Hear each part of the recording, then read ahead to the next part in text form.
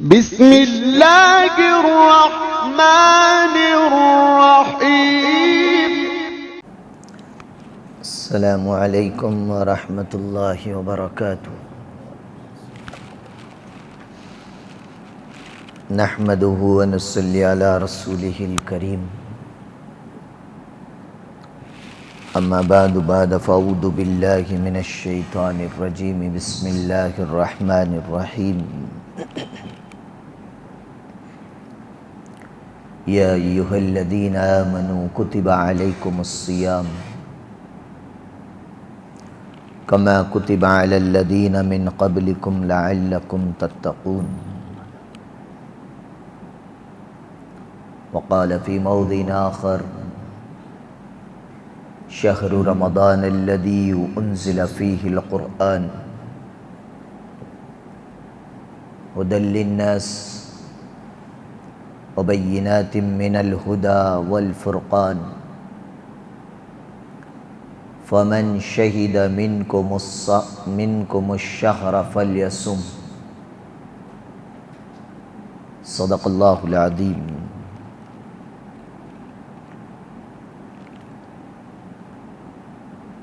عن ابن عباس رضی اللہ تعالی عنہ ان رسول اللہ صلی اللہ علیہ وسلم کان یصلی فی رمضان 20 رکعۃ والوتر۔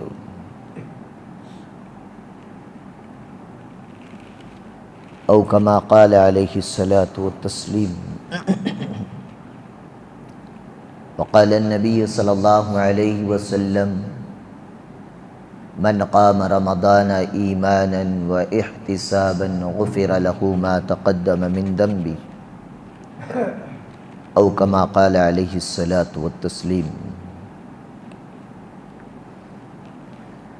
تمام تعریفیں اس پاک پروردگار عالم کے لیے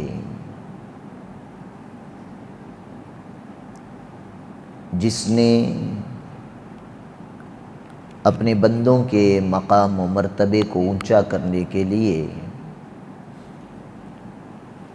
گناہوں سے معافی اور بخشش اور مغفرت کا پروانہ عطا کرنے کے لیے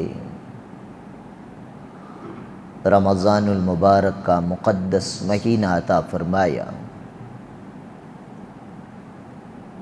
درود و سلام و آقائے مدنی سرکاری دو عالم حضرت محمد الرسول اللہ صلی اللہ علیہ وسلم کی ذات پر، جن کے ذریعے سے اللہ تبارک و تعالیٰ نے ہمیں اس ماہ سیام کی کچھ مخصوص عبادتیں نصیب فرمائی۔ حضرات گرامی قدر و امت مسلمہ کے نوجوانوں، کچھ عبادتیں اللہ تعالیٰ نے رمضان المبارک میں عطا فرمائی، جیسے اخیر عشرے کا اعتکاف،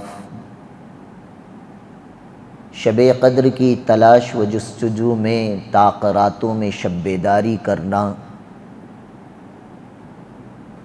لیلۃ الجائزہ، اور بھی بہت ساری عبادتیں عطا فرمائی۔ لیکن رمضان کی بطور خاص مخصوص 2 عبادتیں ہیں، ایک دن کا روزہ، دوسرا رات کی تراویح۔ استقبال رمضان میں جو حدیث پاک آپ علیہ الصلاۃ والسلام کی پیش کی گئی،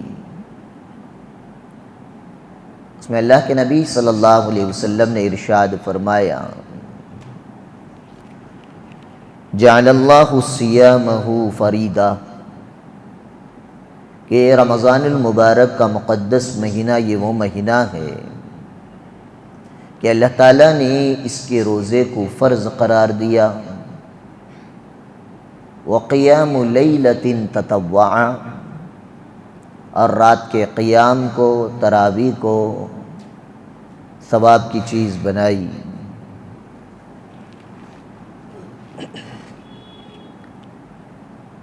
تو بطور خاص مخصوص دو عبادتیں ہیں۔ روزہ کی ظاہری شکل و صورت یہ ہے، عامتاً ہم سمجھتے ہیں اور حکم بھی ہے، صبح صادق سے لے کر طلوع آفتاب تک ایمان والا اپنے آپ کو کھانے پینے اور ہم بستری سے روکے، اور جس نے ان تین چیزوں پر قابو کر لیا، کنٹرول کر لیا، اصطلاح کے اندر اسے روزہ کہا جاتا ہے۔ اور اللہ تعالیٰ نے قرآن مجید میں ارشاد فرمایا، یا ایھا الذین آمنوا کتب علیکم الصیام، اے ایمان والو تم پر روزوں کو اللہ تعالیٰ نے فرض قرار دیا ہے، کما کتب علی الذین من قبلکم، جیسا کہ تم سے پہلے قوموں اور منتوں پر اللہ تعالیٰ نے روزوں کو فرض قرار دیا، لعلکم تتقون، تاکہ اس روزے کے ذریعے سے تمہارے اندر تقوی پیدا ہو جائے۔ اب حضرات صوفیہ اکرام نے ارشاد فرمایا کہ ہر چیز مجاہدے سے حاصل ہوتی ہے، بغیر مجاہدے اور بغیر قربانی کے انسان کو مقام و مرتبہ حاصل نہیں ہوتا۔ تو حضرات صوفیہ نے ارشاد فرمایا، چار چیزوں سے مجاہدے کا نام روزہ ہے۔ کتنے؟ چار چیزوں سے مجاہدے کا نام روزہ ہے۔ پہلی چیز ارشاد فرمائی قلت الطعام، دن بھر روزے کی حالت میں شریعت نے کھانے سے تو روکا ہے، لیکن جہاں پر کھانے کی اجازت دی سحری اور افطاری، یہاں پر فرمایا یہاں پہ مجاہدہ یہ ہے کہ قلت الطعام، کھانا کم کھایا جائے، کوانٹٹی کم ہو۔ اور صحابہ کی زندگی اور اس کی روشن مثالیں ہمارے سامنے موجود ہیں، بلکہ صحابہ نے اپنے دور کے اندر اپنے شاگردوں سے ارشاد فرمایا کہ ہم نے ایسے رمضان بھی گزارے کہ سحری میں ایک کھجور ہوتا تھا اور سحری کرنے والے 2 افراد ہوتے تھے۔ شاگردوں نے، تابعین نے پوچھ لیا آدھے کھجور سے کیا ہوتا ہے؟ تو صحابی رسول نے جواب میں ارشاد فرمایا، وہ آدھے کھجور کی اوقات، حیثیت، مقام و مرتبہ اور افضلیت بھی ہمیں اس وقت پتہ چلی جب آدھا کھجور بھی کھانے کو میسر نہیں تھا۔ حضور اکرم صلی اللہ علیہ وسلم نے اپنی ساری زندگی میں 60 پر 3 سالہ زندگی میں کبھی آپ علیہ السلام نے بھر پیٹ کھانا نہیں کھایا۔ نبی کریم صلی اللہ علیہ وسلم کے دنیا سے پردہ فرمانے کے بعد سب سے پہلی بدعت کا جو ایجاد ہوا صحابہ کے دور میں ہی، وہ یہ تھا، حضرات علماء نے لکھا، بھر پیٹ کھانا کھانا۔ سنت کے خلاف جو کام ہوتا ہے اسے بدعت کہتے ہیں۔ اب بدعت کا مطلب ہماری طرح یہ نہ سمجھیں تیزہ اٹھانا، پنجہ اٹھانا، صرف یہ بدعت نہیں ہے۔ جو بھی کام خلاف سنت ہوگا اور سنت کا اپوزٹ ہوتا ہے بدعت۔ حضور اکرم صلی اللہ علیہ وسلم اپنی زندگی میں کبھی پیٹ بھر کر کھانا نہیں فرمایا، نوش نہیں فرمایا۔ اسی لیے جماعتوں میں جاتے ہیں تو ہم سنتے نہیں، کھانے کے آداب میں سے ادب یہ ہے 1/3 کھانا، 1/3 پانی، 1/3 خالی رکھا جائے۔ یہ 1400 سال پہلے اللہ کے نبی صلی اللہ علیہ وسلم نے ارشاد فرمایا، اور آج کے ماہر ڈاکٹر بھی یہی بات کہہ رہے ہیں۔ تو حضرات صوفیہ نے فرمایا جہاں کھانے کی اللہ تعالیٰ نے اجازت دی، سحری اور افطاری، قلت الطعام، اس کھانے کے اندر کھانے کی کوانٹٹی کو کم رکھا جائے، یعنی بھر پیٹ نہ کھایا جائے۔ اور حضرت شیخ الحدیث زکریا صاحب رحمۃ اللہ علیہ نے بھی فضائل اعمال میں بھی صاف الفاظ میں لکھا، اتنا کھا لیتے ہیں کہ دن بھر کی ہماری کھٹی ڈکاریں جاری ہو جاتی ہے۔ اب یہاں پہ نقصان بیان فرماتے ہیں، جو آدمی زیادہ کھانا کھا لیتا ہے اس کے بدن کے اندر سستی غالب آ جاتی ہے۔ اسی لیے دیکھیں جتنے حضرات علماء ہیں یہ اکثر افطاری تراویح کے بعد کرنے کی عادی رہتے ہیں۔ ہلکا پھلکا ناشتے سے افطار کیا، اگر کھانے کا مزاج بھی ہے تو وہ تراویح کے بعد کھائیں گے۔ ورنہ میں نے اپنے اساتذہ کو دیکھا ہے جو افطاری کی بس وہی افطار ہے، الگ سے کوئی چپاتی، قیمہ، روٹی، چاول اس طرح کے۔ میرے اساتذہ اکرام اللہ تعالیٰ ان کے قبروں کو نور سے منور فرمائے، جتنے تھے سب کے سب اللہ کو پیارے ہو گئے ہیں۔ کسی نے بھی عشاء کے بعد حسب معمول کھانا کھانے کا اپنی عادت نہیں رکھی، اور ہمیں بھی یہی نصیحت ہے، اور میری بھی یہی عادت ہے۔ افطاری کیا، کچھ فروٹ وروٹ کھا لیے، ہاں تراویح کے بعد بھی اگر کوئی پھلدار چیز موجود ہے تو کھا لیا، ورنہ مستقل کھانے کا مزاج نہیں ہے۔ جو آدمی کھا لیتا ہے، صوفیہ نے بیان فرمایا بھر پیٹ کھانے سے انسان کے اندر سستی آ جاتی ہے۔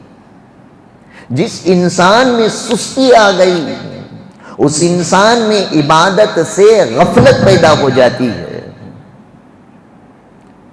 یعنی سستی جب غالب ہوتی ہے تو انسان غافل بن جاتا ہے۔ اور حضور اکرم صلی اللہ علیہ وسلم نے حدیث پاک میں ارشاد فرمایا غافل دل والے کی دعا کو اللہ تعالیٰ قبول نہیں فرماتے۔ غافل دل والے کی دعا کو اللہ قبول نہیں فرماتے۔ لیکن ہم لوگ کرتے کیا ہیں، دعا کو مولوی صاحبان کو بلائے تو بھی نلڈے تک خوب کھلاتی، لیو حضرت کھاؤ۔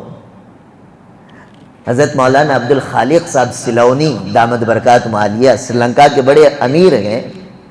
میں جب ناظرہ پڑھتا تھا، حضرت مظاہر العلوم سیلم کے اندر مفتی کورس کر رہے تھے، تو ہمارا ایک جماعت میں حضرت کے ساتھ جانا ہوا تو حضرت نے کھانے کے آداب میں یہ بات ارشاد فرمائی تھی، کھانا ڈال لو بولنا سنت ہے۔ کھانا ڈال لو بھائی، ڈال لو کھو بھائی بولنا سنت ہے، زبردستی ڈالنا بدعت ہے۔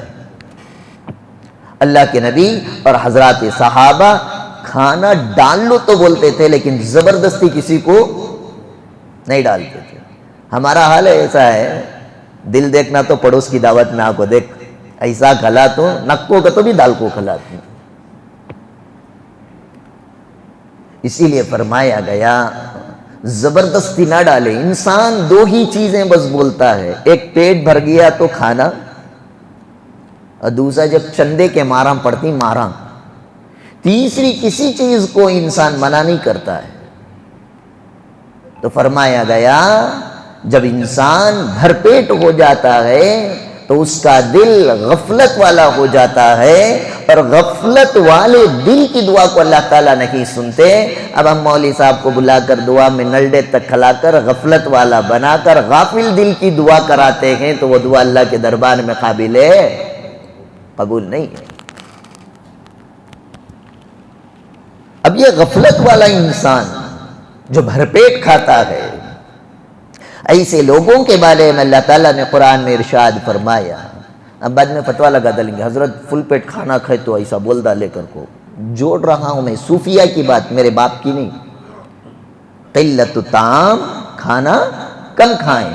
کھانا زیادہ کھانے کا نقصان انسان میں سستی آتی ہے، سستی آتی ہے تو دل عبادت سے غافل ہوتا ہے، اور غفلت والے دل کی دعا کو اللہ قبول نہیں فرماتا۔ یہ کنیکٹنگ ہیں ایک دوسرے سے چیزیں۔ اب غافل کسے کہتے ہیں؟ قرآن مجید میں اللہ تعالیٰ نے ارشاد فرمایا وَلَقَدْ ذَرَأْنَا لِجَهَنَّمَ كَثِيرًا مِنَ الْجِنِّ وَالْإِنسِ، ہم نے جنات اور انسانوں میں سے بہت سارے جنات اور انسانوں کو دوزخ کے ایندھن آگ کو بھڑکانے کے لیے پیدا کیا ہے۔ یعنی یہ انسان کے اعمال اور کرتوت ایسے ہوں گے، اسے جہنم میں ڈال کر جہنم کی آگ اور بھٹی کو بھڑکایا جائے گا۔ وہ کون لوگ ہوں گے؟ لَهُمْ قُلُوبٌ لَا يَفْقَهُونَ بِهَا، ان لوگوں کے دل تو ہوں گے لیکن کسی بات کو سمجھنا نہیں چاہیں گے۔ سب سمجھ میں آ رہا ہوگا قرآن کیا ہے، حدیث کیا ہے، نبی کا فرمان کیا ہے، اللہ کا حکم کیا ہے، لیکن پھر بھی یہ اپنے وقار کو رکھنے کے لیے یا اپنے عہدے اور منصب کے وقار اور اپنے دباؤ کو برقرار رکھنے کے لیے ایسی شکل و صورتیں بنائیں گے دین سمجھ میں آنے کے باوجود۔ ٹھیک ہے، پھر بھی اگر تم اس کو نہ بیان کرے تو اچھا ہے۔ قرآن میں اللہ تعالیٰ نے 9ویں پارے میں ارشاد فرمایا، سمجھ میں سب آ رہا ہوگا پھر بھی ایسے رہیں گے جیسے کچھ سمجھ میں ہی نہیں آیا۔ سچی بھی کہ حضرت نہیں کرنا ویسا، ایو معلوم نہیں اس کردہ لیا نا۔ اس کے بہت سارے معنی ہیں، میں معاشرے میں جو چل رہا ہوں اسے لے کر آ رہا ہوں۔ وَلَهُمْ أَعْيُنٌ لَا يُبْصِرُونَ بِهَا، آنکھیں ہوں گے لیکن دیکھ نہیں پائیں گے۔ آنکھیں ہوں دیکھیں نا، اچھائی نہیں دکھے گی، سچائی نہیں دکھے گی، حق نہیں دکھے گا، قرآن اللہ کا حکم نظر نہیں آئے گا، رسول اللہ کی سنتیں نظر نہیں آئے گی۔ ہاں دنیا بھر کے ہیلے بہانے ہمیں نظر آئیں گے۔ یہ میں معنی کیوں کر رہا ہوں آپ کو دوسری ٹاپک میں سمجھ میں آئے گا۔ وَلَهُمْ آذَانٌ لَا يَسْمَعُونَ بِهَا، کان ہوں گے لیکن سننے کی طاقت سن نہیں پائیں گے، اچھی بات سننا نہیں چاہیں گے، حق کی بات سننا نہیں چاہیں گے، کڑوی بات سننا نہیں چاہیں گے۔ آگے اللہ نے فرمایا یہ کون ہے؟ یہ صفت، یہ کوالٹیاں جن میں ہوں گے اولئک کالانعام، یہ چوپایوں کی طرح، چوپایا کہتے ہیں 4 پیر والے جانور کی طرح ہوں گے۔ آگے اللہ نے فرمایا بل ہم اضل، نانا 4 پیر والے جانور کو ہم نے عقل نہیں دی ہے، انسان کو تو ہم نے عقل دی، اس کے باوجود اس کی زندگی کا رویہ جانوروں کی طرح اگر ہے، بل ہم اضل، یہ جانوروں سے بھی گیا گزرا ہوا ہے۔ آخر یہ کون ہے؟ اولئک هم الغافلون، یہی لوگ ہیں جو شریعت سے ہٹ کر، اللہ کے حکموں سے ہٹ کر، رسول اللہ کی سنتوں سے ہٹ کر غفلت والی، غافل والی زندگی گزارنے والے لوگ ہوں گے۔ تو سمجھ میں آیا غافل کسے کہتے ہیں؟ اور یہ غفلت آتی ہے سستی سے، سستی پیدا ہوتی ہے بھرپیٹ کھانے سے۔ اس لئے حضرات صوفیہ نے فرمایا روزے کی حالت میں اگر اللہ تعالیٰ نے سحری اور افطاری کا اگر موقع بھی دیا ہے، اتنا کھاؤ جتنے سے تمہارے کمر سیدھی رہ سکتی ہے، تم چل پھر سکتے ہو، اتنا نہ کھاؤ کہ تم نفس کے غلام ہو جاؤ، تمہارے اندر سستے اور کاہلی غفلت پیدا ہو جائے۔ اسی کا نتیجہ ہے بھرپیٹ کھا لیتے ہیں، اور جیسے ہی رمضان کی 2-4 تاریخیں گزرنے لگتی ہیں تراویح کے اندر مصلیان ختم ہوتے ہوئے نظر آتے ہیں۔ اور دوسرا فرمایا روزے کے بارے میں قلت الکلام، روزے میں بات چیت کم کرو۔ روزے کی طاقت کے لیے، روزے کو صحیح انداز میں چلانے کے لیے اپنی زبان کو بجائے بات چیت کے تلاوت میں خرچ کرو، اللہ کے ذکر میں خرچ کرو۔ اگر تلاوت کا من نہیں کر رہا ہے، ذکر کرنے کا شوق نہیں ہو رہا ہے، فرمایا خاموش بیٹھے رہو چپکا سے، من سکت سلیما ومن سلیما نجا، جو خاموش رہا اس نے سلامتی پایا، اور جس نے سلامتی پا لیا وہ حشر کے میدان میں اللہ کے دربار میں نجات پا لیا۔ اور جو زیادہ بولنے والا ہوتا ہے یہ بولتے بولتے بول بچن کرتے کرتے اتنا بول پڑتا ہے، اس کی باتوں کے اندر سچائی کم، جھوٹ زیادہ ہوتا ہے۔ یہ حضرت محمد الرسول اللہ صلی اللہ علیہ وسلم کی زبانی نکلے ہوئے الفاظ ہیں۔ اور آپ علیہ الصلوۃ والسلام کرتے کیا تھے؟ روایتوں میں آتا ہے رمضان کا مہینہ آتا حضور اکرم صلی اللہ علیہ وسلم حضرت جبرائیل علیہ الصلوۃ والسلام کو بلا کر اپنے قرآن کا دور کیا کرتے تھے۔ اور حدیث میں فرمایا گیا جس سال حضرت محمد الرسول اللہ صلی اللہ علیہ وسلم کا آخری رمضان گزرا، اس رمضان میں نبی کریم صلی اللہ علیہ وسلم نے جبرائیل علیہ السلام کو 2 مرتبہ مکمل قرآن مجید سنایا۔ اسی روش پر صحابہ چلے۔ عثمان ابن عفان رضی اللہ تعالیٰ عنہ عشاء کے بعد ٹہرتے اور فجر کی سحری کے وقت سے پہلے عثمان ابن عفان رضی اللہ تعالیٰ عنہ قرآن مجید ختم کر دیا کرتے تھے۔ سیدنا امام اعظم ابو حنیفۃ النعمان ابن ثابت رحمۃ اللہ علیہ روزانہ صبح سے شام تک 2 قرآن مجید پڑھا کرتے اور تراویح میں پورے رمضان میں 3 قرآن مجید سنا کرتے۔ فرمایا سارے رمضان میں امام اعظم ابو حنیفہ کے 60 پر 3 قرآن مجید ہوتے تھے، اور ایک میں ہے 60 پر 2 قرآن مجید ہوتے تھے۔ امام شافعی رحمۃ اللہ علیہ سارے رمضان میں 70 قرآن مجید پڑھا کرتے تھے۔ کیوں؟ اس لیے کہ یہ اپنے روزے کے وقت میں اپنے اوقات کو اپنی زبان کو بات چیت میں، غیبت میں، جھوٹ میں، چغلخوری میں، دنیا کی باتوں میں اپنی زبانوں کو خرچ نہیں کیا کرتے تھے۔ وقت ملا فوراً اللہ کے کلام کی تلاوت، اور اللہ کے نبی حضرت محمد الرسول اللہ صلی اللہ علیہ وسلم کی خصوصیتوں میں سے ہے جوامع الکلم۔ اللہ تعالیٰ نے نبی علیہ السلام کو جامع الکلم بنایا۔ الفاظ میرے نبی کے مختصر ہوتے ہیں لیکن معنی بہت زیادہ ہوا کرتے ہیں۔ آپ علیہ السلام اس طرح سے کلام کرتے تھے، لیکن ہمارا حال روزے کی حالت میں ہم ٹائم پاس کے نام پر اپنی بیٹھکیں رکھتے ہیں، جھوٹ پہ جھوٹ بولتے ہیں، غیبت کرتے ہیں، چغلخوری کرتے ہیں۔ آج ہی صبح فضائل رمضان میں وہ حدیثیں گزری جس میں اللہ کے نبی صلی اللہ علیہ وسلم نے ارشاد فرمایا جس نے روزے کی حالت میں جھوٹ بولا اور جس نے روزے کی حالت میں غیبت کی اس کا روزہ تو اس سے چلا گیا۔ 7 صحابہ اکرام کا اتفاق ہے اس بات پر روزے کی حالت میں جھوٹ اور غیبت کرنے سے روزہ ٹوٹ جاتا ہے۔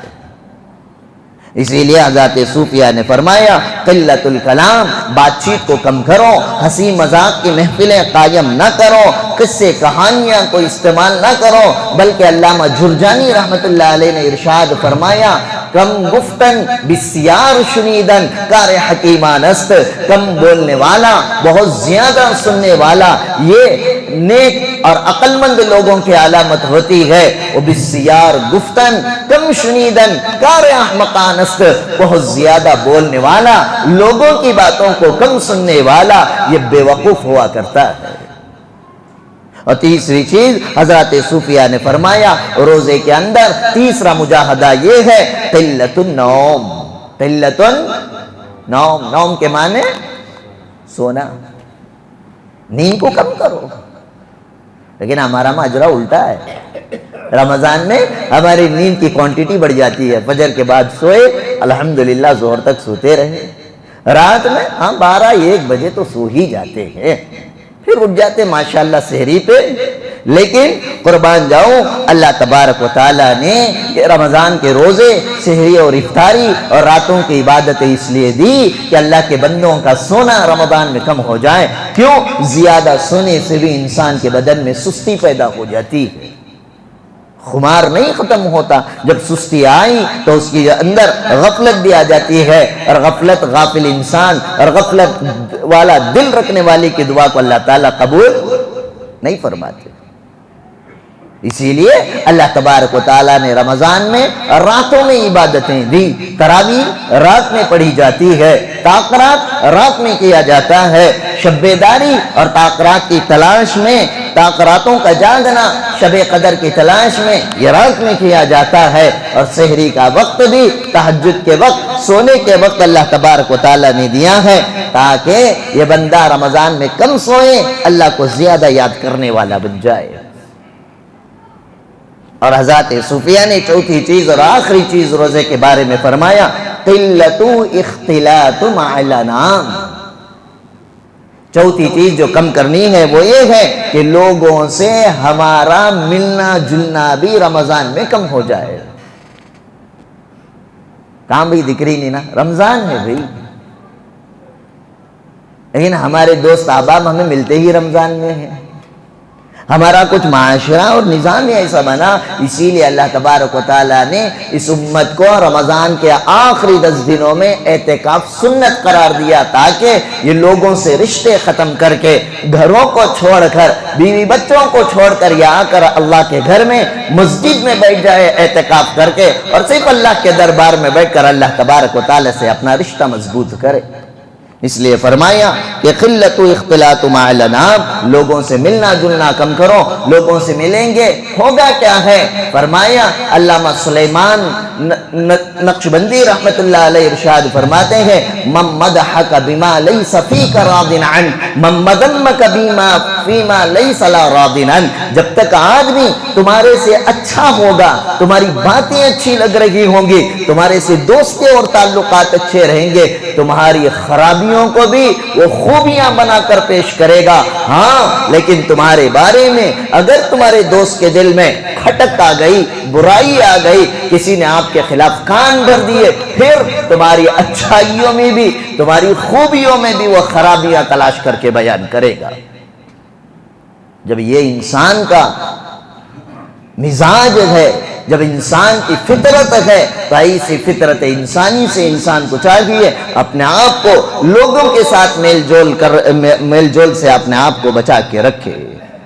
اتنا فرمانے کے بعد صوفیہ نے فرمایا رمضان یہ ایک زندگی گزارنے کے لیے اللہ تبارک و تعالیٰ نے ایک ٹریننگ کیمپ کی شکل میں، ایک ٹریننگ سسٹم کے طور پر اللہ نے یہ رمضان عطا فرمایا، تاکہ اس ایک مہینے کے اندر آدمی روزے کا پابندی کرے، راتوں کے تراویح کا اہتمام کرے، قلت الطعام، قلت الکلام، قلت المنام، قلت اختلاط مع الانعام کے ساتھ روزے کا جب اہتمام کرتا ہے اسے سمجھ میں آ جاتا ہے یہ ایک مہینہ میں نے جیسے زندگی گزاری ایسے ہی مجھے 11 مہینے زندگی گزارنا ہے.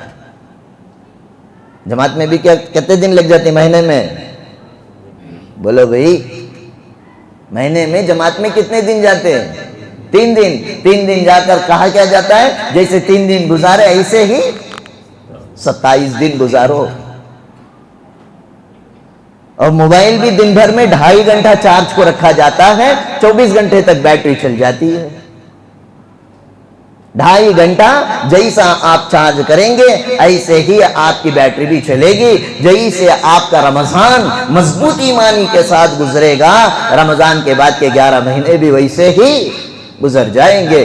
بلکہ حضرات صوفیہ نے یہاں تک لکھا یہ رمضان تو وہ ہے جس میں دن میں حلال کھانا پینا بھی حرام ہے، حلال کی بیوی بھی حرام ہو جاتی ہے. اللہ تبارک و تعالی یہ امت کو روزہ دے کر یہ سمجھانا چاہ رہے ہیں جب تم میرے کہنے پر رمضان میں حلال کو چھوڑ سکتے ہو تو میرے کہنے پر 11 مہینے حرام کا کیوں نہیں چھوڑ سکتے؟ چھوڑ نہیں سکتے؟ چھوڑ سکتے. تو غرض یہ ہے اس ماہ رمضان کی 2 مخصوص عبادتیں. مخصوص کتنی عبادتیں؟ اسپیشل 2 عبادتیں، ایک روزہ، دوسرا تراویح. روزے دار کو اور روزے سے روزے دار کو کیا ملتا ہے؟ حدیث میں فرمایا گیا، فرمایا روزے کے برابر کوئی عبادت نہیں. اللہ کے نبی صلی اللہ علیہ وسلم سے سوال کیا گیا ای العمل افضل، اے اللہ کے نبی صلی اللہ علیہ وسلم اعمال میں سب سے بہترین عمل کون سا ہے؟ نبی کریم صلی اللہ علیہ وسلم نے فرمایا علیکم بالصوم، روزے کو مضبوطی سے تھام کے رکھو، روزوں کا اہتمام کرو. کیوں؟ فَإِنَّهُ لَا عِدْلَ لَهُ، اس لیے کہ روزہ یہ ایسا عمل ہے اس کے برابر کوئی عمل نہیں، اس کے برابر کوئی عمل نہیں. کیوں؟ آدمی نماز پڑھتا ہے تو گزرنے والے کو پتا چلتا ہے کہ یہ کیا کر رہا ہے، نماز پڑھ رہا ہے. کسی کو آپ زکوٰۃ دے رہے ہیں، دیکھنے والے کو پتا چلتا ہے کہ یہ آدمی اللہ کے نام پر اپنا مال دے رہا ہے. حج پہ گئے، عمرے پہ گئے، آپ کے احرام کو دیکھ کر دیکھنے والے کو پتا چلتا ہے کہ یہ حج اور عمرہ کر رہا ہے، لیکن روزے دار کو دیکھ کر پتا نہیں چلتا کہ یہ روزے سے ہے یا نہیں ہے۔ وہ صرف روزے دار کو اور اللہ تعالیٰ کو معلوم ہوتا ہے یہ ایسا عمل ہے، فرمایا گیا کہ اس کے برابر کوئی عمل ہو ہی نہیں سکتا۔ کیوں؟ اس لیے کہ روزے کے اندر جس قدر اخلاص، جس قدر للہیت، جس انداز کا تقوی اور پرہیزگاری روزے دار کے اور روزے کے عمل میں ہے، اس طرح کا کوئی اور عمل ہے کہ نہیں۔ اور دوسری فضیلت بیان فرمائی گئی، روزے دار کی دعا کو اللہ تبارک و تعالی قبول فرماتے ہیں۔ اللہ کے نبی صلی اللہ علیہ وسلم نے فرمایا ثلاث دعوات مستجابات، 3 لوگوں کی دعاؤں کو اللہ تبارک و تعالی ہر حال میں قبول فرماتا ہے۔ پہلے نمبر پر فرمایا دعوت الصائم، روزے دار کی دعا کو، دوسرے نمبر پر فرمایا دعوت المسافر، سب مسافر کی دعا کو، اور تیسرے نمبر پر فرمایا دعوت المظلوم، مظلوم کی دعا کو اللہ تعالی قبول فرماتے ہیں۔ تو ہم پر ظلم کرے ہمیں تکلیف ہوگی، کوئی آدمی سفر پہ جائے سفر کی صعوبتیں جھیلنی پڑتی ہے، روزے کے اندر کوئی تکلیف نہیں، بغیر تکلیف کے اللہ کو راضی کرنے کے لیے جب کوئی بندہ روزہ رکھتا ہے اللہ تبارک و تعالی روزے دار کی دعا کو قبول فرماتے ہیں۔ اور روزے دار کا مقام کیا ہے؟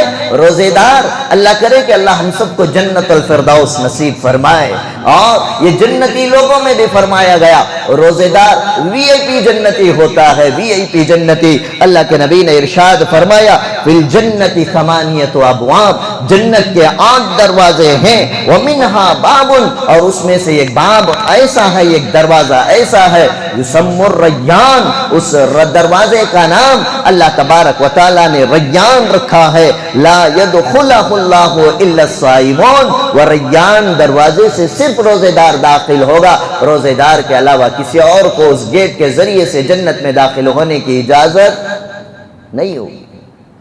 جب بڑی بڑی دعوتوں میں، شادی بیاہ میں یا بڑے بڑے جلسوں میں جب جانا ہوتا ہے، وہاں پر دیکھیں ایک وی آئی پی انٹری الگ ہوتی ہے، وی آئی پی کے داخلے کی الگ جگہ ہوتی ہے، اور وی آئی پی کے سیٹس اور چیئرز اور ان کے بیٹھنے کا جگہ الگ ہوتا ہے۔ وہاں پر جو وی آئی پی نہیں ہوگی، وی آئی پی کارڈ جس کے پاس نہیں ہوتا، اس کی انٹری نہیں ہوتی۔ ایسے ہی فرمایا جنت کے 8 دروازے، ان 8 دروازوں میں سے ایک دروازہ وی آئی پی دروازہ ہوگا، یہ کس کے لیے؟ جو روزے دار ہوگا، صرف روزے دار اس دروازے سے جنت کے اندر داخل ہوگا۔ چوتھے نمبر پر فرمایا کہ روزے دار کے اللہ تبارک و تعالی گناہوں کو معاف فرما دیتے ہیں، بخشش فرماتے ہیں اور اس کی مغفرت فرماتے ہیں۔ اللہ کے نبی نے فرمایا من صام رمضان ایمانا واحتسابا غفر له ما تقدم من ذنبه، جو آدمی ثواب کی نیت سے اللہ کو راضی اور خوش کرنے کے لیے روزے کا اہتمام کرتا ہے، اللہ تعالیٰ روزے دار کے پچھلے سارے گناہوں کو معاف فرما دیتے۔ اور 5ویں نمبر پر فرمایا کہ روزے دار کو اللہ تبارک و تعالی جہنم سے دور فرما دیتے ہیں۔ اللہ کے نبی صلی اللہ علیہ وسلم نے ارشاد فرمایا جب کوئی روزے دار رمضان کے روزوں کا اہتمام کرتا ہے، اللہ تبارک و تعالی اس روزے دار سے جہنم کو 70 سال کی مسافت تک دور فرما دیتے ہیں۔ یعنی روزے دار سے جہنم اتنی دور اللہ تعالیٰ فرما دیتے ہیں، جہنم کو پہنچنے کے لیے 70 سال اسے سفر کرنا پڑے گا۔ اور 6 نمبر پر فرمایا کہ دیکھو اللہ کے نبی صلی اللہ علیہ وسلم نے ارشاد فرمایا الصوم لی وانا اجزا بی، روزہ بدلہ میرے لیے لگتا ہے اور روزے کا بدلہ میں خود دیتا ہوں، یا روزے کا بدلہ میں خود ہوں۔ آدمی نماز پڑھتا ہے، فرشتوں کو حکم دیا جاتا ہے کہ نماز کے بدلے اتنی نیکیاں دے دی جائے۔ آدمی صدقہ خیرات کرتا ہے، فرشتوں کو حکم دیا جاتا ہے کہ اس کے صدقہ خیرات کے بدلے اتنی نیکیاں دے دی جائیں۔ لیکن باری آئی روزے کی، اللہ تعالیٰ نے فرمایا الصوم لی، بندہ روزہ میرے لیے رکھتا ہے، وانا اجزا بی وانا اجزی بی، اس روزے دار کو بدلہ بھی میں دوں گا، یا اور ایک معنی فرمایا اس روزے دار کو بدلے میں خود روزے دار کا ہو جاؤں گا۔ اور جو جتنے مقام و مرتبے کا ہوتا ہے وہ اس لائق ہی دوسروں کو نچھاور کرتا ہے۔ کوئی غریب آدمی مانگنے والا اگر مسجد کے باہر مل جائے 5 روپیہ 10 روپیہ دے گا۔ کوئی اللہ تعالیٰ نے مالدار بنایا ہے لکھپتی کروڑپتی ہے، وہ فقیر بھی ہاتھ پھیلاتا ہے تو اس کے جیب سے 50 اور 100 کی گڈیاں نکلتی ہیں۔ اللہ نے اربوں نوازا ہے، جیب سے جب فقیر کو بھی دیتا ہے 500 1000 کے نوٹ ہی دیتا ہے۔ اب اندازہ لگائیں، وہ بادشاہوں کا بادشاہ، وہ شہنشاہوں کا شہنشاہ، جس کے اشارے اور کن کی بنیاد پر یہ ساری کائنات اور دھرتی کو وجود بخشا، جب وہ اللہ روزے دار کو روزے کا بدلہ جب دے گا، اللہ تعالیٰ اپنے شان کے مطابق روزے دار کو اجر اور ثواب عنایت فرمائیں گے۔ اسی طرح فرمایا 7ویں نمبر پر، آج صبح کی حدیث گزری، الصوم جنہ، روزہ ڈھال ہے، ڈھال، یعنی جو آدمی روزے کا اہتمام کرتا ہے، یہ روزہ روزے دار اور دوزخ کے درمیان ڈھال بن جاتا ہے۔ اسی طرح اور ایک معنی بیان فرمایا شیخ الحدیث زکریا صاحب رحمۃ اللہ علیہ نے، روزہ جب روزے دار روزہ رکھتا ہے، یہ روزہ اس کے اور گناہوں کے درمیان ڈھال بن جاتا ہے۔ دیکھیں غیر رمضان میں ہمارے لیے گناہ کرنا آسان ہوتا ہے، لیکن جب آدمی روزے سے ہوتا ہے، اس کے اندر ایک فیلنگ ہوتی ہے کہ میں روزے سے ہو، میں کسی کو گالی نہیں دوں گا، میں کسی کے ساتھ جھگڑا نہیں کروں گا، یعنی ہر برائی سے، پیوٹ پینے سے بچتا ہے، جواری جوے سے بچتا ہے، سود خور سود کے معاملات سے بچتا ہے، چیٹ فنڈ چلانے والا چیٹ فنڈ سے بچتا ہے۔ کیوں؟ یہ رمضان کا مہینہ ہے، روزوں کا مہینہ ہے، یہ جو وہ بچ رہا ہے، الصوم جنہ، یہ اس کا روزہ ہے جو اسے ڈھال بن کر گناہوں سے بچا رہا ہے۔ 8ویں نمبر پر فرمایا، جو آدمی روزہ رکھتا ہے، اللہ تبارک و تعالیٰ اسے دنیا میں بھی خوشیاں نصیب فرماتے ہیں، وآخرت میں بھی خوشیاں نصیب فرماتے ہیں۔ حدیث پاک میں اللہ کے نبی صلی اللہ علیہ وسلم نے ارشاد فرمایا، للصائم فرحتان، روزے دار کے لیے 2 خوشیاں ہیں، فرحت عند الافطار، یہ خوشی افطار کے وقت ہے، وفرحت عند لقاء الرحمن، اور ایک خوشی اللہ تبارک و تعالیٰ کی ملاقات کے وقت ہے۔ اب وہ کیا خوشیاں ہیں یہ اللہ اور اس کا رسول بہتر جانے۔ ہاں، وہ محدثین نے بیان فرمایا، افطار کے وقت کی خوشی یہ ہے، ایک تو اللہ نے اسے افطار کا موقع دیا، اور دوسرا فرمایا افطار کے وقت روزے دار کی دعا کو اللہ قبول فرماتے ہیں۔ روزے دار کی دعا کو بولیے بھائی قبول فرماتے ہیں۔ اچھا، اب یہاں پہ مسئلہ کیا ہے؟ یہ روزے دار افطار کے وقت دعا قبول ہوگی، کب کرنا ہے؟ ہم لوگ کیا کرتے ہیں، 10-15 منٹ پہلے سے بیٹھ جاتی دعا کے لیے۔ اچھی بات ہے، کرنا چاہیے، اللہ کے نبی نے مغرب سے پہلے دعا کرنے کی تاکید پر، لیکن یہ حدیث میں جو فرمایا عند الافطار، عین افطار کے ٹائم پر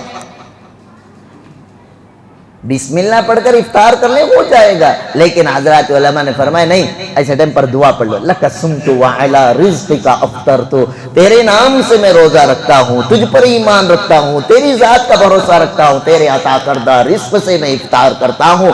اس وقت ساتھ میں کم سے کم یہ کہہ لے، اللہم اغفر لی، اے اللہ تو میری مغفرت فرما۔ یہ عین دعا کا وقت ہے، یہ وقت میں جو دعا کی جاتی ہے اللہ اس وقت کی دعا کو قبول کرتے، لیکن ہم لوگ یا تو پہلے دعا کر لیتے ہیں یا بعد میں دعا کرتے ہیں، یہ نہیں، عند الافطار، افطار کا ٹائم ہوا، انیس حضرت نے ٹک ٹک مائک آن کیا، اللہم لک صمت وعلی رزقک افطرت بولنا شروع کیا۔ اب علماء نے فرمایا، بالخصوص حضرت مولانا مفتی سعید صاحب رحمت اللہ علیہ نے اپنے فتاویٰ میں بیان فرمایا کہ جب افطار کی دعا پڑھو، اس دعا کے ساتھ حضور اکرم صلی اللہ علیہ وسلم کی عادت شریفہ افطار کے وقت یہ دعا کی بھی تھی، یا واسع الفضل اغفر لی، اے فضل کے کشادہ کرنے والے تو میری مغفرت فرما۔ جو بندہ افطار کے وقت جو بھی دعا مانگتا ہے، اللہ تبارک و تعالی روزے دار کی اس دعا کو من و ان پنٹو پلین قبول فرماتے ہیں۔ ایک تو یہ خوشی فرمائی، اور دوسری خوشی عند لقاء الرحمن، کہ اللہ تبارک و تعالیٰ سے جب مرنے کے بعد حشر کے میدان میں ملاقات ہوگی۔ اللہ کے نبی صلی اللہ علیہ وسلم نے ارشاد فرمایا، اللہ تبارک و تعالیٰ کو روزے دار کے منہ کی بو مشک سے زیادہ پسند ہے۔ جب حشر کے میدان میں سارے لوگ کھڑے ہوں گے، ایک وہ جماعت کھڑی ہوگی جن کے پاس سے مشک کی خوشبوؤں کی لہر جا رہی ہوگی، لوگ تعجب سے دیکھیں گے کون ہے جن کے پاس سے اتنی بہترین مشک کی خوشبو آ رہی ہے؟ فرمایا جائے گا یہ روزے داروں کی جماعت ہے جنہوں نے اللہ کے خوف اور محبت کے اندر رمضان میں روزوں کا اہتمام کیا۔ نمبر 9، حضور اکرم صلی اللہ علیہ وسلم نے فرمایا روزے دار کو جو 9واں انعام دیا جائے گا اس کی منہ کی بو اللہ تبارک و تعالیٰ کو مشک و عنبر سے زیادہ پسند ہوگی۔ اور نمبر 10 میں ارشاد فرمایا روزہ حشر کے میدان میں روزے دار کے حق میں اللہ تبارک و تعالیٰ سے سفارش کرے گا۔ حدیث میں آتا ہے الصیام والقرآن یشفعان للعبد یوم القیامہ، یہ روزہ اور یہ قرآن جو راتوں میں پڑھا جائے گا، یہ دونوں احباب اٹھیں گے اللہ کے دربار میں جا کر فرمائیں گے اللہ ہم اس کے حق میں سفارش اور شفاعت کرتے ہیں۔ کیا شفاعت کریں گے؟ یقول الصیام، روزہ اٹھ کر کہے گا اے ربی انی منعتہ الطعام والشراب والشہوات بالنہار، اے اللہ میں نے اس کو دن میں کھانے سے روکا، میں نے اس کو دن میں پینے سے روکا، میں نے اس کو دن میں شہوت کے استعمال سے روکا ہے۔ فشفعنی فی، اب میں اس انسان کے بارے میں سفارش کرتا ہوں، میری سفارش کو اس کے حق میں قبول فرما کر اسے جنت عطا فرما۔ آگے اللہ کے نبی نے ارشاد فرمایا فیقول القرآن، اتنے میں قرآن بھی کھڑا ہوگا اور اٹھ کر اللہ تبارک و تعالیٰ سے کہے گا اے ربی، اے میرے پاک پروردگار، انی منعتہم النوم باللیل، میں اس کو راتوں میں سونے سے روکتا تھا تاکہ یہ سونا چھوڑ کر بستر چھوڑ کر تیرے کلام یعنی مجھے قرآن کو بیٹھ کر پڑھے، اور یہ راتوں میں اپنے بستروں کو چھوڑ کر قرآن مجید کی تلاوت کرتا تھا۔ فشفعنی فی، میری سفارش اس انسان کے حق میں قبول فرما۔ اللہ تبارک و تعالیٰ فرماتے ہیں فیشفعان، ان دونوں کی سفارش کو اللہ تبارک و تعالیٰ قبول فرما لیں گے، اور روزے دار کے حق میں اللہ تبارک و تعالیٰ ان کی سفارش کو قبول فرما کر گناہوں کو معاف فرما کر جنت کا اونچا مقام مرحمت فرما دیتے ہیں۔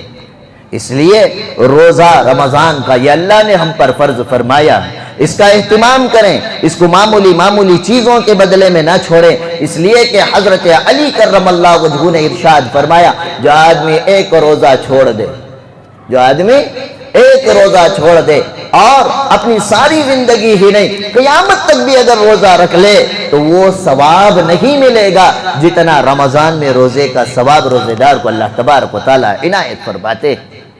روزہ اسنشیل چیزوں میں سے ہے اور روزہ فرائض میں سے ہے، روزے کا اہتمام کرنا ہر ایمان والے پر فرض ہے۔ اللہ تبارک و تعالیٰ نے ارشاد فرمایا کہ روزے کا اہتمام کرو، یہ تم پر اللہ تعالیٰ نے فرض قرار دیا ہے، تم سے پہلی قوموں پر بھی اللہ تعالیٰ نے فرض قرار دیا ہے۔ اور دوسری جو عبادت مخصوص اس مہینے میں کی جاتی ہے، دن کا روزہ اور رات کی، بولیے بھائی روزہ لگا کیا بچ، ماشاءاللہ اللہ جزائے خیر دے ان اے سی پر خرچ کرنے والوں کو، کتنا سکون سے ہم لوگ بیٹھے ہیں۔ پچھلا رمضان یاد کریں، اتنا سکون ملا ماشاءاللہ، میرا یاد آ رہی ہے، نہیں بولنا بھی مشکل ہے۔ دوسری عبادت رمضان میں جو رات میں کی جاتی ہے کون سی ہے؟ تراویح۔ کون سی؟ بولو کی وقت تو 90% آدمی تراویح نہیں بولتے، ترابیاں۔ کیا؟ رکابیاں کیسے کہا؟ ترابیاں، ترابیاں نہیں، تراویح۔ بولو جی بابا، تراویح۔ تراویح کے معنی راحت حاصل کرنا۔ تراویح یہ پلورل ورڈ ہے، اس کا سنگولر آتا ہے ترویحتن۔ ترویحتن کہتے ہیں تھوڑی دیر راحت حاصل کرنا۔ اب تمہیں راحت سکون سے بیٹھی نہیں اسی میں ماشاءاللہ، یہ بند کر ڈالے تو راحت لگ چلی آتی ہے، رات اندوری کے ساتھ چلے آتے، راحت پھر ہماری زندگی میں پریشانی۔ تو ترویحہ راحت حاصل کرنا، کیا مطلب؟ ہر 4 رکعت میں تھوڑی دیر بیٹھتی نہیں، تھوڑی دیر بیٹھتی نہیں، بیٹھتے کئی کو بیٹھتی 4 رکعت کھڑ کو پڑھ کو، ہاں پاوا میں درد، عمر والے بھی رہتی ہیں، کمر میں درد آ جاتا، سست ہو کر رہتی، کھاپی کو مست رہتی، ذرہ آنکھ سیدھا کرنا، اس لیے 4 رکعت میں ایک بار تھوڑی دیر کیا کرتی؟ بیٹھتی۔ اسے بولتی ترویحہ، یعنی تھوڑی دیر کیا کرو تمہیں راحت حاصل کر لیو، سستی دور کر لیو، تھوڑا آرام کر لیو، اسے عربی میں کہتے ہیں ترویحتن۔ 4 رکعت میں ایک بار۔ اب وہ چپکے کہیں کو بیٹھنا وہ ٹائم پکڑ کو کیا کر ڈالتی، کیا تو بھی ذکر کر لیو بھائی، سبحان الملک القدوس، سبحان ذی الملک والملکوت، سبحان ذی العزت والعظمت والہیبت والقدرت والکبریاء والجبروت، سبحان الملک الحی الذی لا ینام ولا یموت، سبح قدوس ربنا ورب الملائکۃ والروح اللہم اجرنا من النار۔ یہ پڑھنا کر کو نہیں، کوئی بھی ذکر کر سکتے ہیں، اور یہ کوئی خاص تراویح کی دعا نہیں، اس لیے کہ بعض مسجدوں میں لگا ڈالتی ہیں تراویح کی دعا کر کو یہ دعا لکھ کو رکھتی ہے۔ یہ دعا تمہیں حدیث میں ڈھونڈے تو حضرت ابراہیم علیہ السلام ایک چرواہی کی زبان سے خوش ہو کر اپنے سارے جانوروں سے دیا لیتے، سو دعا یہ۔ اب بیٹھی نا چپکے کہیں کو بیٹھتے ہیں، بیٹھی راحت حاصل کری، ذکر کر لیا کچھ بھی، اس میں بہتر ہے یہ وہ دعا جس میں اللہ کی بہت ساری خوبیاں ہیں، فرمایا گیا کہ یہ پڑھ لو۔ ورنہ ہمارے بچپن میں کون سی پڑھتے تھے؟ فضل من اللہ ونعما مغفرۃ وسلاما، لا الہ، یہاں بھی چلتی تھی وہ پہلے، نہ معلوم نہ مطلب معلوم، ہاں ٹیوننگ ایک آتی تھی سب کو۔ تو بہرحال اللہ سنت کے مطابق نیک دعاؤں پر اللہ تعالیٰ اس امت کو لے کر آیا، تو وہ جو تھوڑی دیر بیٹھے اسے کہتے ہیں، ایک بار بیٹھنے کو ترویحتن کہتے ہیں، دو بار بیٹھے ترویحتان، دو بار بیٹھے تو کتنے رکعت ہوتی؟ 4 رکعت میں، ایک بار بیٹھے تو ترویحہ، دو بار بیٹھنے کو بولتی ترویحتان، کتنے رکعت ہوئے؟ 8 رکعت، 8 رکعت کو ترویحتان کہتے ہیں۔ اور آگے فرمایا گیا ترویحات، تیسری بار بیٹھے تو اسے بولتی ترویحات، کتنے رکعتیں ہوئے؟ 12۔ اب یہ نام سے معلوم ہو رہا ہے کتنے رکعت نماز کر کو، 12 سے زائد کے بعد جو چوتھی بار بیٹھنی، کتنی رکعت میں بیٹھنی؟ وہ 16ویں رکعت، 16ویں رکعت سے انہیں بن جاتے تراویح، ترویحتن، ترویحتان، ترویحات، تراویح۔ 16 سے زائد رکعتوں پر یعنی چوتھی مرتبہ راحت حاصل کرنے کے بعد جو بیٹھا جاتا ہے، ایسی نماز کو تراویح کہا جاتا ہے۔ سمجھ میں آ گیا؟ یہ کیوں میں بیان کر رہا ہوں؟ اس لیے کہ آج کل سوشل میڈیا پر بہت لمبا چوڑا اس پر بحث چل رہا ہے، اور کافی سارے لوگ بھی آ کر پوچھنے لگے، ہمارے مذہب، ہم خیال لوگ، حضرت حضور 3 دن نیچ کرتے نا تراویح پڑھے سو۔ پرسوں ایک جنا کوسچن آنسر سیشن میں دیا لیا تھا، چیٹی لکھو تراویح سنت اچنا گھر میں پڑھے تو چلتا ہے کیا؟ بول باپ، بلا رہی بچے۔ تو سنیں، حضور اکرم صلی اللہ علیہ وسلم نے پہلے دن ترکی خیمے سے نکلے، ایسا ٹہرے نماز کے لیے، اللہ کے نبی صلی اللہ علیہ وسلم اپنے خیمے کے دروازے پر تھے، پیچھے صحابہ دیکھے حضور صلی اللہ علیہ وسلم کیا کی نماز پڑھ رہی، پیچھے سے صحابہ آ کر پہلے دن جڑ گئے، جڑتے جڑتے یعنی جتنے لوگ مسجد نبوی میں صحابہ تھے سارے حضور صلی اللہ علیہ وسلم کے پیچھے نماز پڑھ لی۔ اب وہ صحابہ کو معلوم ہوگا اللہ کے نبی رمضان میں عشاء کے بعد تھوڑی دیر کے بعد کیا کرتی؟ نماز پڑھاتی۔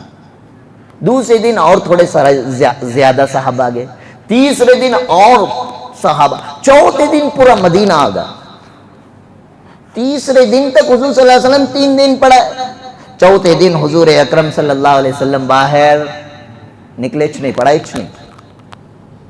5ویں دن آئے، یعنی صبح میں چوتھی تراویح رات میں نہیں پڑھائے، فجر کے بعد حضور صلی اللہ علیہ وسلم صحابہ سے فرمایا خشیت ان فیکتب علیکم، میں رات تراویح پڑھانے کی نہیں آیا معلوم، مجھے ڈر تھا اس بات کا کہ تمہارے شوق کی وجہ سے اللہ تعالیٰ میری امت پر تراویح کو فرض نہ قرار دے دے، اگر فرض کر دیا بعد میں میرے آنے والی امت اگر عشاء نہیں پڑھے گی، تراویح نہیں پڑھے گی تو وہ بہت بڑے گنہگار کہلائیں گے۔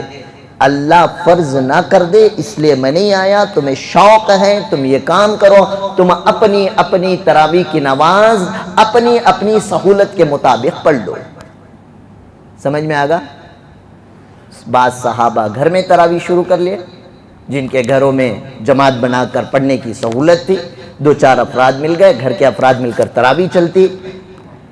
بعض لوگ جن کے گھروں میں سہولت نہیں تھی وہ مسجد نبوی میں آئے، کوئی حضرت ابی ابن کعب ایک جماعت بنا رہے ہیں، عبداللہ ابن مسعود ایک جماعت بنا رہے ہیں، حضرت معاذ ابن جبل ایک جماعت بنا رہے ہیں، الگ الگ صحابہ کے الگ الگ جماعتیں، مختلف جماعتیں، مختلف صورتیں، اس طرح سے مسجد نبوی کے اندر نماز کا سلسلہ شروع ہو گیا۔ اس دوران یعنی حضور صلی اللہ علیہ وسلم کے اس دور سے لے کر حضرت عمر رضی اللہ تعالیٰ عنہ کے دور تک مسجد حرام میں، مکۃ المکرمہ میں اہل مکہ والے جو لوگ تھے، یہ لوگ تراویح 30 پر 6 رکعت پڑھتے تھے۔ کتنے رکعت؟ 30 پر 6 رکعت پڑھتے تھے۔ فرمایا کیسے؟ 20 دو رکعت کر کے تراویح تو 20 رکعت پڑھتے، اور 4 رکعت کے بعد ایک ترویحہ، 8 رکعت کے بعد ایک ترویحہ، 12 رکعت کے بعد ایک ترویحہ، 16 رکعت کے بعد ایک ترویحہ۔ یہ جو 4 ترویحیں رہتے، یہ ترویحہ اتنا بڑا رہتا کہ ہر ایک ترویحہ میں ہر 4 رکعت کے بعد 7 کعبے کے چکر کاٹ کر مکے والے ایک طواف بھی کر لیتے تھے۔ اور طواف کے بعد جو لوگ حج اور عمرے پہ گئے انہیں معلوم ہے طواف کے بعد 2 رکعت واجب الطواف نماز پڑھنا ضروری ہے۔ تو اب وہ ملا کر ان کی 30 پر 6 رکعت نماز ہو جاتی تھی۔ اب مدینے والے سوچے اب وہاں تو مکے میں طواف کر رہی ہیں، طواف کا بھی فائدہ حاصل ہو رہا ہے، طواف کے بعد بھی 2 رکعت نماز پڑھ رہی ہیں، 20 رکعت تراویح کا بھی اہتمام کر رہی ہیں، اس لیے مدینے میں کیا کرے 40 پر 6 رکعت تو شروع کرے، یعنی 20 رکعت تو تراویح، ہر ترویحہ کے بیچ میں انہیں اٹھ کر 4 رکعت پڑھ لیتے۔ ترویحہ ہماری طرح شارٹ نہیں رہتا تھا۔ آج بھی دیوبند میں آپ دیکھیں گے ماشاءاللہ ترویحہ میں مسجد نبوی کے اندر لوگ چائے بھی پی لیتے ہیں، کھجور بھی تقسیم ہو جاتا ہے، کھا پی کر پھر 4 رکعت کے لیے کھڑے ہوتے ہیں۔ تو بہرحال ترویحہ کافی لمبا دیر ہوتا ہے، لیکن یہاں جانے کی جلدی رہتی ہے اس لیے ترویحہ ہم لوگ شارٹ کر دیتے ہیں۔ مدینے والے 20 رکعت امام کے پیچھے تو پڑھتے، اس کے علاوہ ترویحہ کے بیچ میں کوئی 4 رکعت پڑھ لیتا، کوئی 6 رکعت پڑھ لیتا، اس طرح 40 پر 6 رکعتوں کا وہاں پر اہتمام رہتا تھا۔ امام مالک رحمۃ اللہ علیہ مسجد نبوی میں رہتے تھے، یہ فرماتے ہیں جہاں تک مجھے اہل مدینہ سے جو رائے پہنچی مسجد نبوی میں 30 پر 6 رکعت تراویح کی نماز ہوتی تھی۔ اب یہ سارا چل رہا تھا، حضرت عمر بن الخطاب رضی اللہ تعالیٰ عنہ آئے، آنے کے بعد دیکھے اور دیکھنے کے بعد فرمایا الگ الگ جماعتیں، کوئی یہ سورہ پڑھ رہا ہے، کوئی وہ سورہ پڑھ رہا ہے، اس طرح سے الگ الگ شکل و صورتیں ہو چکی ہیں۔ ایسی صورت میں حضرت عمر نے صحابہ کو بٹھا کر مشورہ کر کے فرمایا میری رائے ہے کہ بجائے اتنی جماعتیں ہونے کے مسجد نبوی میں ایک ہی امام ہو۔ پہلی چیز ایک ہی امام ہو، دوسری چیز باقی سارے مقتدی ہوں، دوسرا امام نہ ہو، تیسری چیز فرمایا پورے رمضان کی تراویح میں مکمل قرآن مجید بھی ہوں، چوتھی چیز فرمایا اور یہ تراویح کی نماز پورا مہینہ پڑھا جائے، پانچویں چیز فرمایا جماعت کے ساتھ پڑھی جائے، اور چھٹی چیز فرمایا عشاء کے فوراً بعد۔ حضور صلی اللہ علیہ وسلم کا معمول عشاء کے بعد نہیں، عشاء کے تھوڑی دیر کے بعد قیام اللیل، رات میں اٹھ کر نماز پڑھتے تھے، اور 7ویں نمبر پر فرمایا 20 رکعت تراویح پڑھی جائے۔ تو بعض صحابہ نے اٹھ کر اعتراض فرمایا اے عمر، اللہ کے نبی نے جسے جو طریقہ نہیں دیا ابو بکر کے زمانے میں نہیں آیا، اور تم یہ کیوں لانا چاہ رہے ہو، جیسا چل رہا ہے چلنے دو۔ حضرت عمر نے فرمایا اللہ کے نبی نے کیوں منع کیا تھا، ہم لوگ تو آئے تھے، میں بھی تھا اس میں، پہلے دن بھی پڑھا، دوسرے دن بھی پڑھا، تیسرے دن بھی پڑھا، چوتھے دن میں بھی آیا تھا، آپ بھی آئے تھے۔ اللہ کے نبی نے کیا فرمایا تھا، خشیت ان فیکتب علیکم، مجھے ڈر ہے کہ کہیں اللہ یہ نماز کو فرض نہ کر دے، اس لیے میں تمہیں اپنے طور سے پڑھنے کا حکم دے رہا ہوں۔ اب اللہ کے نبی ہیں نہیں ہیں، اب کیا اللہ کی وحی آ سکتی ہے؟ نہیں آ سکتی۔ کیا اب کوئی نماز فرض ہو سکتی ہے؟ فرمایا نہیں ہو سکتی، لیکن نبی کی خواہش تھی کہ ہر امتی یہ نماز پڑھے، اس لیے اب وہ ڈر وہ خوف فرض ہونے کا ختم ہو چکا۔ اب نبی کے منشا اور خواہش کے مطابق ایک امام ہوگا، ایک جماعت ہوگی، عشاء کے بعد ہوگی، 30 دن پڑھی جائیں گے، اور پورے رمضان میں تراویح میں ایک مکمل قرآن مجید پڑھا جائے گا اور 20 رکعت پڑھی جائے گی۔ اب جو لوگ 8 کے قائل ہیں، میں ان کی ٹانگ نہیں کھینچ رہا ہوں، سمجھداری، عقل مندی اور ہوش کے ناخن اپنے منہ لے کر سوچے، حضرت عمر نے جماعت کا اہتمام کرایا، وہ بھی ایکسپٹ۔ حضرت عمر نے تراویح میں مکمل قرآن کا حکم دیا، وہ بھی ایکسپٹ۔ حضرت عمر نے ایک امام سب مقتدی، یہ بھی ایکسپٹ۔ حضرت عمر میں مکمل مہینہ تراویح پڑھنے کا حکم، یہ بھی ایکسپٹ کیا۔ حضرت عمر نے عشاء کے فوراً بعد کا حکم دیا، یہ بھی ایکسپٹ کیا۔ لیکن حضرت عمر کی 20 کی بات آئی تو بات ہضم، یا تو یہ 6 باتیں بھی مانو، اگر نہیں ماننا ہے تو 6 کی 6 باتوں کا بھی انکار کرو۔ صرف رکعت کی تعداد کا انکار کرتے ہیں تو آپ اپنی بات کے اندر خیانت کر رہے ہیں۔ اب دوسری بات کہ کہتے ہیں یہ کیسی سنت ہوگی، اللہ کے نبی نے ارشاد فرمایا علیکم سنتی و سنت خلفاء راشدین المہدیین، کہ تم میری سنت کو بھی مضبوط پکڑو، ایسے ہی خلفاء راشدین ابو بکر عمر عثمان علی ان کی سنت کو بھی مضبوط پکڑو۔ تو بعض لوگ کہتے ہیں جی کسے جی ٹھکاری، سنت کا تو اسے بولتی جو حضور صلی اللہ علیہ وسلم کرے، اب حضور کیا پورا مہینہ سنت پڑھے کیا؟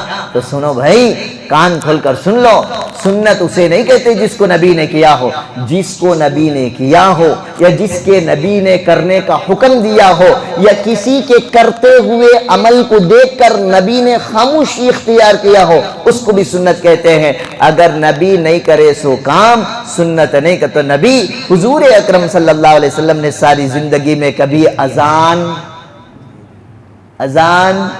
نہیں دی ہے، حضور صلی اللہ علیہ وسلم ساری زندگی میں کبھی اقامت نہیں دی ہے۔ اب اسے سنت مانتی ہیں کیا نہیں مانتے؟